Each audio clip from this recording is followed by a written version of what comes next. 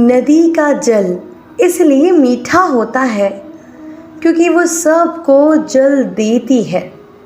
सागर जल लेता है इसलिए वो खारा होता है, और नाला उसका बहना रुक जाता है इसीलिए वो दुर्गंध से भरी होती है। किसी काम का नहीं होता। हमारे जीवन में भी कुछ ऐसा ही है। यदि नदी की भांति जीवन में कुछ देना सीखो तो जीवन में मिठास बनी रहेगी। ठीक उसी तरह सागर के जैसे यदि आप बांटने के बजाय सिर्फ संचय करते रहोगे तो मन में खटास बढ़ती रहेगी। यदि नाली की भांति बहना छोड़कर यानी कर्म करना छोड़ दो तो किसी काम के नहीं रहोगे। इसलिए बिना किसी विराम के कर्म करते रहो, और जो कुछ भी आपके पास है उसे बांटना सीखो। मन प्रसन्न होकर बोलेगा, राधे राधे। जीवन में कुछ कर दिखाना है। आकाश की वो सीमा छूनी है जिसे छूने के विषय में आप कभी सोच भी नहीं सकते। तो अपने अंदर ये 3 गुण अर्जित कर लें। पहला, अपने लक्ष्य को पाने की चाह, लगन आपसे वो करवा सकता है जो आप कभी सोच भी नहीं सकते। दूसरा, साहस, संकट उठाने की क्षमता, ये आपसे वो करवा सकता है जो आप करना चाहते हैं।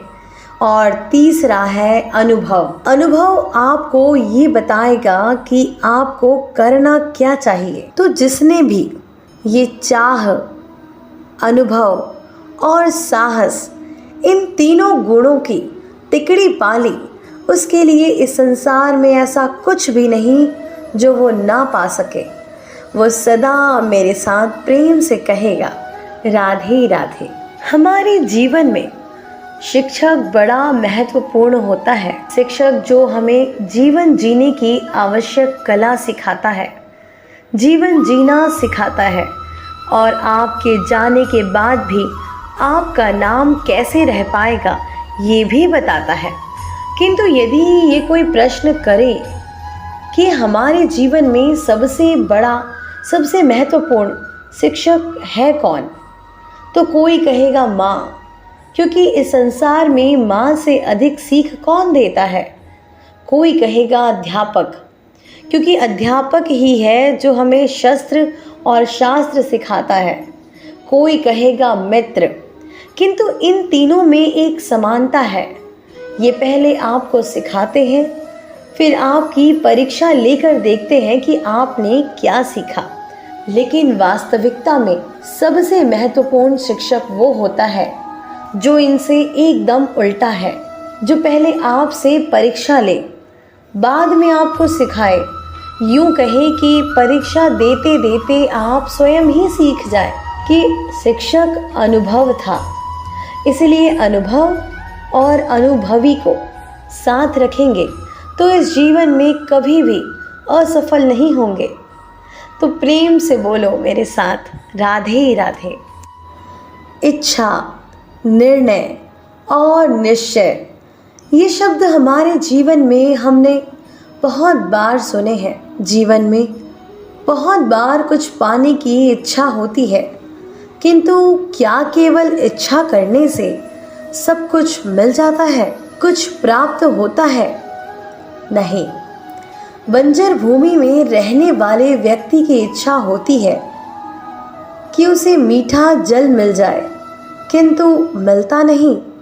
जिसने कुआं खोदने का निर्णय ले लिया है उसे गड्ढा खोदने के लिए कुदाल मिल ही जाता है, और जो निश्चय कर चुका है उसे देर सवेर मीठा जल प्राप्त हो ही जाता है। इसलिए जीवन में केवल इच्छा ना करें, निर्णय करें, फिर निश्चय, सब मिलेगा। तो प्रेम से कहिए, राधे राधे। दीपक जलाने का कार्य कितना सुखमय होता है ना। प्रकाश की लौ मानो आत्मा के भीतर जाकर मन में उल्लास भर देता है।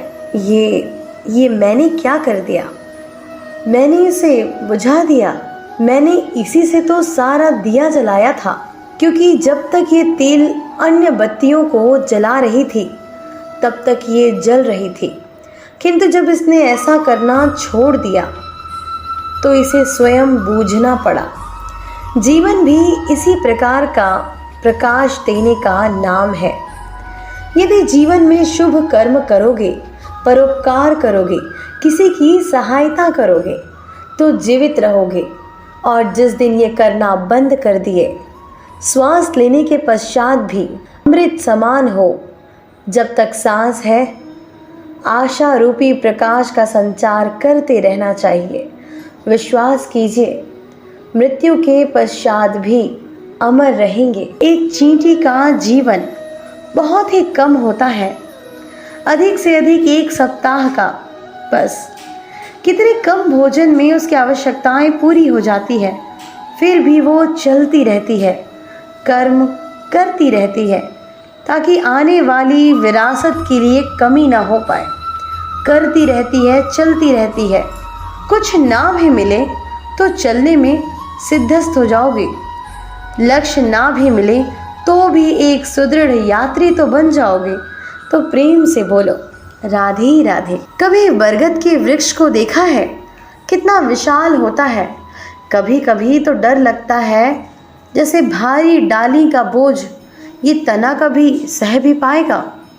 डर लगता है कि कहीं वृक्ष टूटकर ना गिर जाए, किंतु नहीं।